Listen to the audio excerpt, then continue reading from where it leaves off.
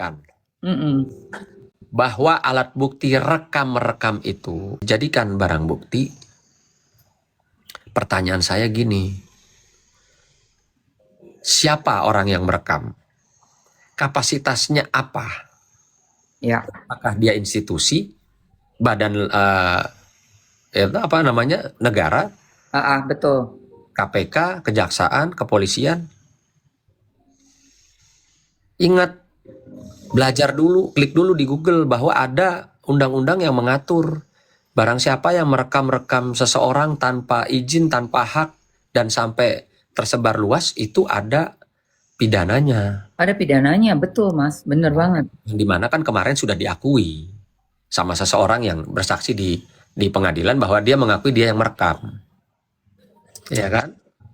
Nah, tapi bodohnya orang-orang bodoh yang tidak mengerti hukum, dia bilang, ya kalau nggak direkam, nggak ada bukti dong. Gitu kan? Sekarang begini, percakapan kita nih, Mbak Emma nih, saya tahu lah, saya yakin pasti ada yang merekam saat ini, nggak apa-apa. Ya, tapi kalau tidak kita izinkan, itu akan jadi persoalan hukum, Mbak. Yes. Kayak saya bicara sama Mbak Emma, baik per telepon, atau WhatsApp, atau Yes. video call. Oke. Kalau saya dengan itikat baik, tidak ada maksud tertentu, saya akan ngomong, Mbak Emma, ini percakapan aku rekam ya, biar kita nggak lupa, kita saling ingat. Terus Mbak Emma bilang, oh iya dah, Oke. monggo Mbak Itu Sultan. boleh ya? Oke, itu fine. Oh, I Itu see. nggak ada masalah. Dan ketika nanti jadi persoalan hukum, tetap saja sah. Kenapa sah? Kedua belah pihak sudah tahu direkam, Oke. kedua belah pihak sudah saling sepakat. Jadi kalaupun di kemudian hari jadi alat bukti dalam satu peristiwa, kasus, itu sah. Oke. Dua-duanya sadar, dua-duanya sepakat adanya rekaman. Nah, itu ilmu ya guys, ilmu Aduh, guys. ini kemana sih pengacaranya tuh? Benar, gila ya. Wow, ini berarti sudah ada satu pelanggaran lagi ya sebenarnya karena dari pihaknya Mail yang direkam atau Dokter Oki Ya, atau klien siapapun saya. ya. Ya, itu Tanpa tidak izin. ada tanpa izin. Tanpa izin. Kecuali si orang yang kemarin bersaksi di pengadilan, ya, merekam percakapan dengan klien saya itu sudah izin. Oke. Berbeda. Dokter Oki, ini percakapan saya rekam ya, biar buat sama-sama kita saling ingat kalau ada yang lupa. Oh, oke, boleh, silakan. Itu sah. Tapi Ya kalau Allah. seseorang tidak tahu dirinya sedang direkam, ya, atau tanpa izin, sampai beredar luas, Tahu sih. ya baca sendiri deh. Itu Yes. kuotanya 5.000 ditambahin lah 5.000 lagi buat baca tuh undang-undangnya. Waduh, ini banyak ilmu ya kita dapat dari Mas Sunan nih pagi ini guys. Nggak bisa sembarangan tuh ngerekam. Terus boleh. apalagi menyebarluaskan, my goodness. Nggak boleh. Iya, apalagi disebarluaskan. Jadi Iya. saya selalu ngomong sama orang ya, misalnya nih, Pak, Bu, Mas, Mbak, percakapan kita boleh nggak kita rekam? Kalau nggak boleh ya jangan direkam. Kalau boleh kita sepakati. Itu yang benar. Ya. Jadi ada adab, ada etika. Oke, that's good. Alright, kalau gitu kita tinggal tunggu sidang besok dan kira-kira nih Mas dengan kasus yang seperti ini biasanya tuh berapa lama ya? Karena kasus kita aja, kasus aku dulu aja lama loh Mas. Tahunan loh itu, inget nggak sih? Sampai bosan bolak-balik. Sama-sama di Jakarta Selatan, Em. Iya, sama-sama lagi kita kayak napak tilas ya Mas. Kok bisa gitu loh 15 tahun kemudian loh. Ketemu di tempat yang sama dengan kondisi yang berbeda tetapi sama-sama satu perahu kita. Gitu mantap. Lucu ya Mas kalau dipikir-pikir. Itu berapa lama Mas kira-kira ya? Saya masih agak abu-abu melihat jalannya persidangan ini ya. Iya sih. Sebenarnya saya sangat berharap karena majelis hakim itu adalah kepanjangan Tuhan di dunia. Saya sangat berharap sekali majelis hakim dapat objektif. Ketika korban punya 4 bukti, persilahkan.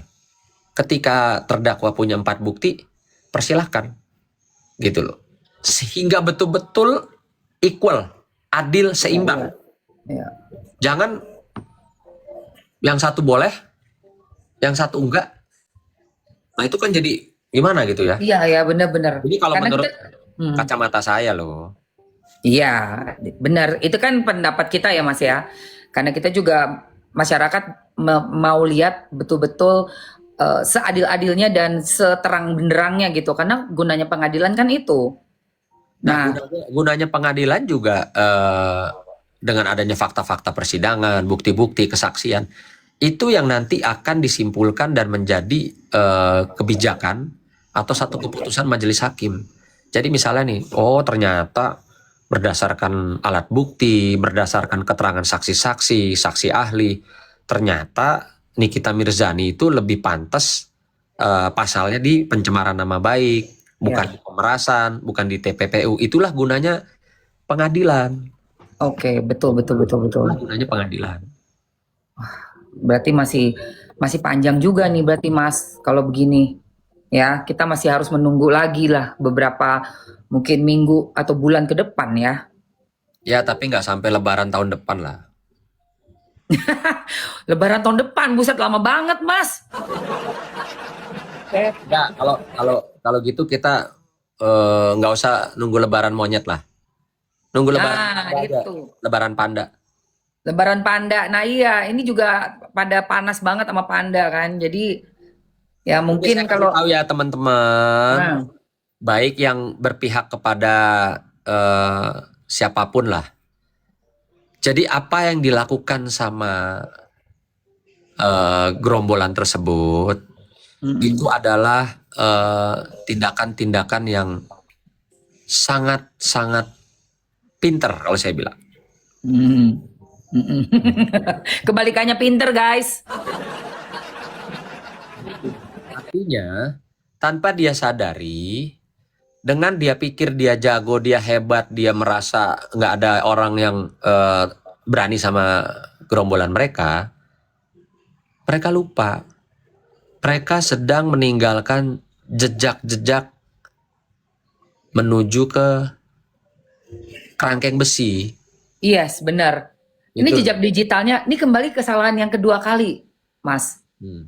Sedangkan keledai aja tuh nggak mau jatuh ke lubang yang sama untuk kedua kalinya. Dia Ini mereka lupa di situ dia melakukan hal yang sama, dia sebagai terlapor posisinya. posisi terlapor Or dia melakukan mengulangi perbuatan yang sama. sama. Makanya Astagfirullahaladzim. nanti ya saya jangan dikasih tahu dulu. Jangan-jangan Mas, buat keep Mas, keep secret, keep aja untuk surprise teman-teman kita semua yang ada di sini, ya kan? Jadi ibarat katanya nanti gongnya tuh nanti ya, jangan dihabisin semua di sini Mas. Betul. Ini barusan Gitu. ada yang tanya nih. Emang banyak yang tanya juga sama saya. Bang, Apa tuh Mas? hakimnya bisa diganti nggak? Jawaban saya nggak bisa. Kenapa? Nggak Karena tidak ada pelanggaran kode etik dari majelis hakim. Betul. Gitu loh. Dan tidak ada urgensinya untuk mengganti hakim. Kecuali rekamannya Nikita dibawa menjadikan satu laporan atau pengaduan. Kalau hakim itu kan ada ininya ya, ada institusinya. Institusinya betul. Setelah didengarkan mungkin oh ininya ada dugaan ini itu. Nah, itu baru mungkin bisa. Oke. Tapi kalau selama ini nggak ada laporan terkait dengan adanya dugaan-dugaan ini itu ya nggak bisa.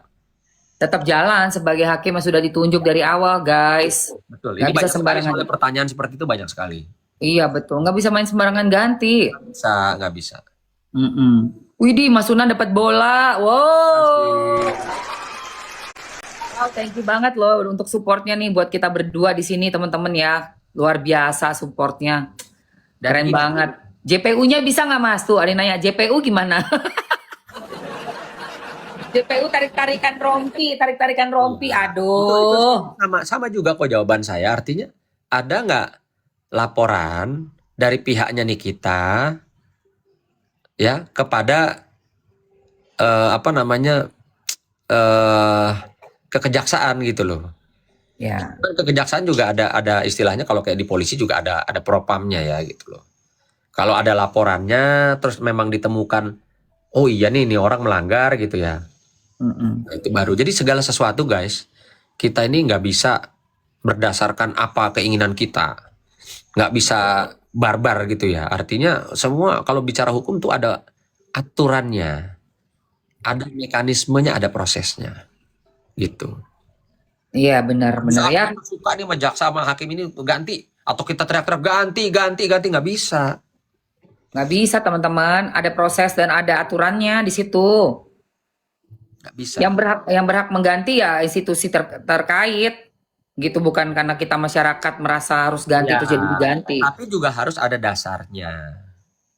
Mm-mm. Dasarnya Benar-benar. misalnya dari bukti rekamannya kita diduga ada ini ada itu. Nah, itulah nanti dari komisi yudisial turun, dari jaksa intelnya turun gitu. Jadi ada aturannya. Benar. Sampai ada yang bilang, Karena gini, Mbak Emma, kalau kita hidup tidak ada aturannya, maka apa yang membedakan kita manusia dengan binatang? betul sekali. Aturannya jelas kok. Tidak boleh membuat rusuh gaduh di pengadilan. Tidak boleh menyerang orang, mengeroyok orang, mempersekusi orang di manapun itu. Yes, benar banget Mas. Rules. Nah, inilah yang membedakan manusia dan hewan atau binatang itu. Kita hidup ada aturannya. Betul, betul. Gitu. Jadi ya kita sama-sama tunggu lusa ya. Lusa pagi hari Kamis kita akan ada di sana ya Mas. Pastinya kita akan update lagi ya dengan saksi yang baru, pada penasaran tuh. Pokoknya tadi Mas Sunan udah spill ya, Mas Sunan udah ditunjuk sebagai pengacara adoptif. Jadi nanti lihat aja bagaimana sepak terjangnya di pengadilannya Mas. Tuh. Ya jelas klien saya agak ini ya, maksudnya Mas Sunan, nanti kalau saya dipanggil resmi di pengadilan sebagai saksinya kasus Nikita Mirzani, terus kalau ada gerombolan mereka tuh gimana katanya? Nah, saya harus gimana Mas Sunan? ya. Gitu. Ada kekhawatiran,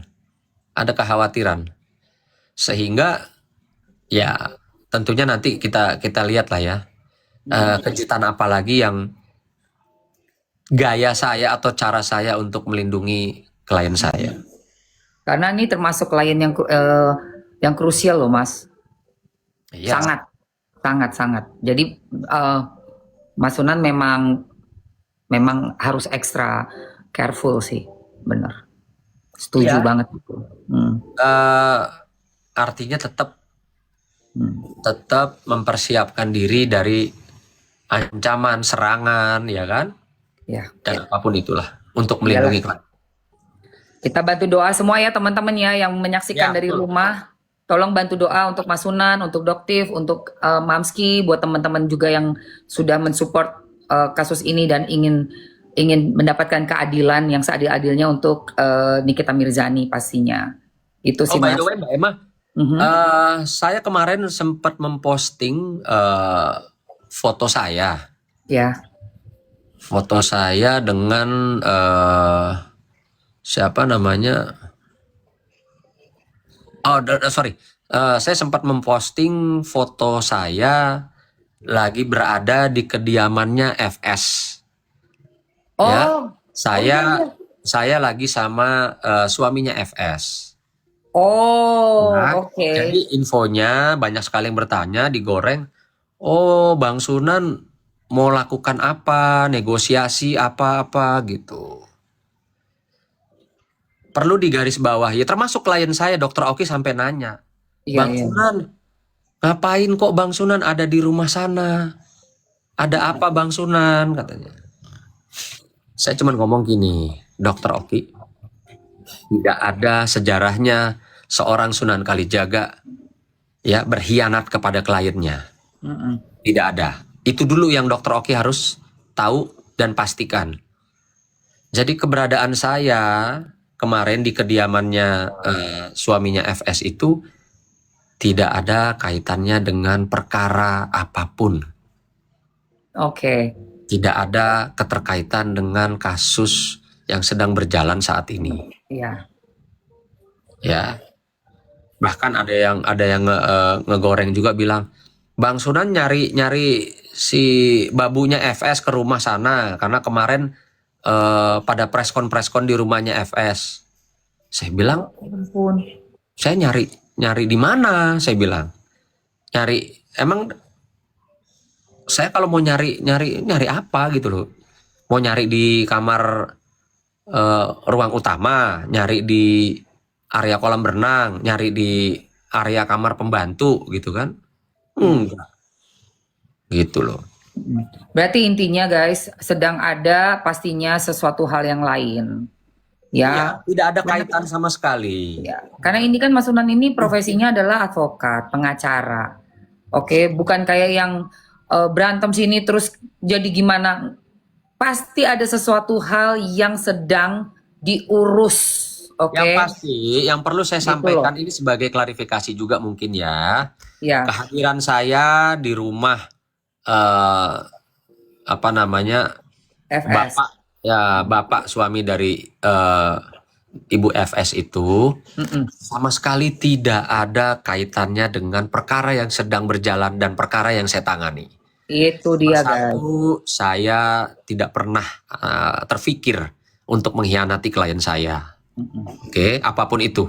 Mau dia bayar saya, nggak bayar saya, mau bohongin saya apa, saya nggak mau Mm-mm. bilang jadi pengkhianat. Betul. Gitu ya.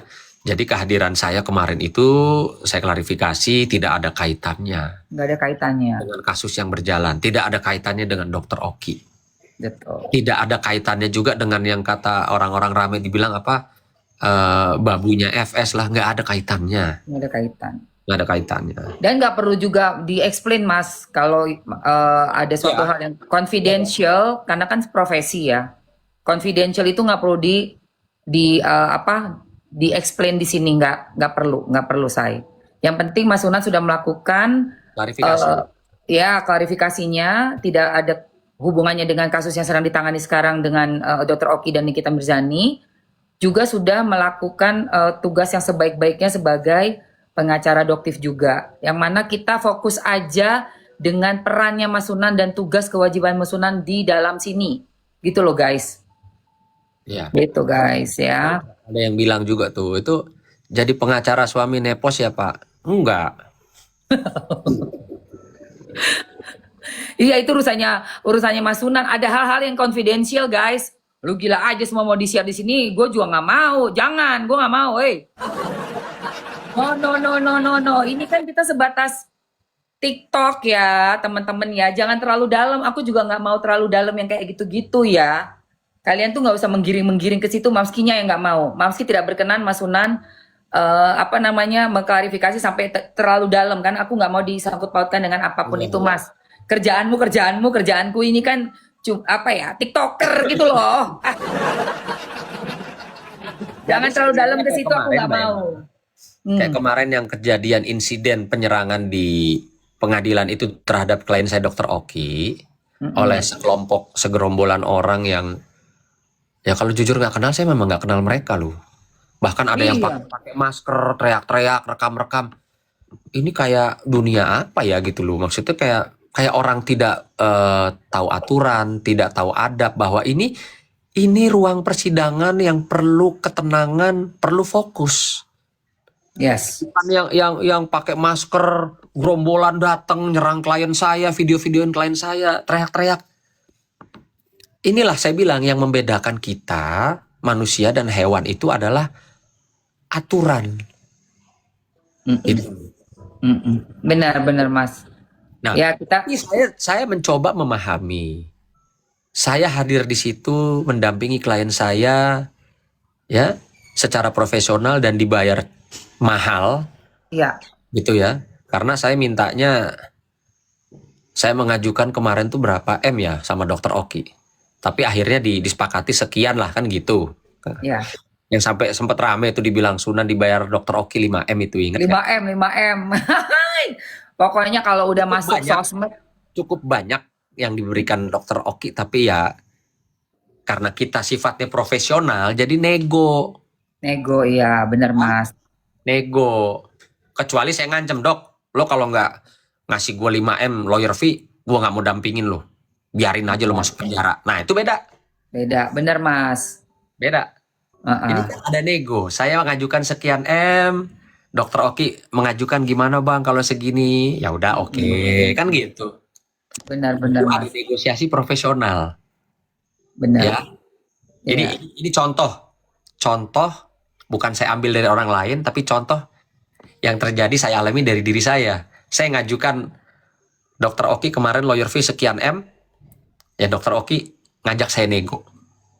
Kalau segini gimana Bang gitu. Itu yang benar itu Mbak Emma, profesional. Profesional dong. Ada nego. Betul. Jadi Setuju kalau Mas. sesuatu yang ada nego artinya profesional. Kalau sesuatu yang tidak ada negonya, itu namanya pemerasan. Nah, benar Mas.